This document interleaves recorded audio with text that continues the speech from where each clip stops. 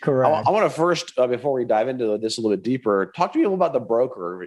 It seems like being 43 units, this might not be an actual multifamily broker. So talk to us about who this broker is. What are the types of assets that they usually kind of go after or acquire? Is it multifamily, single family, residential, or not residential, but yeah, single family, residential, or commercial?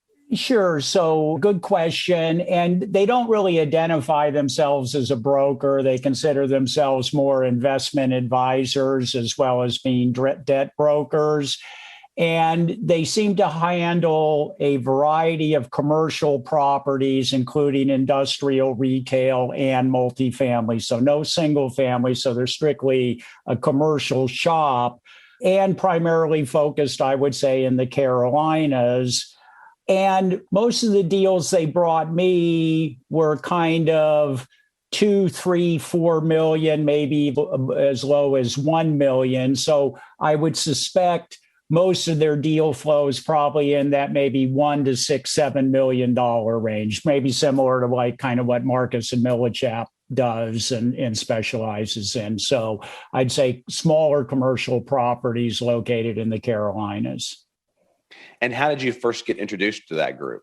I've been trying to think about that. Somehow there was a deal in Spartanburg I heard about, and that led me to connection to these folks.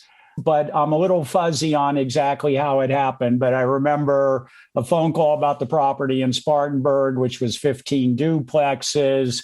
At the end of the day, it didn't work. The owner had yield maintenance, and there just wasn't any way to kind of put the thing together.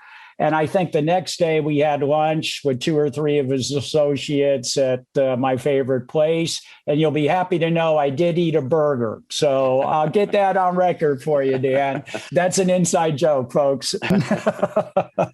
So yeah, that's how it is. And they're local, and that's kind of where I'm looking. So I think we've developed a nice relationship.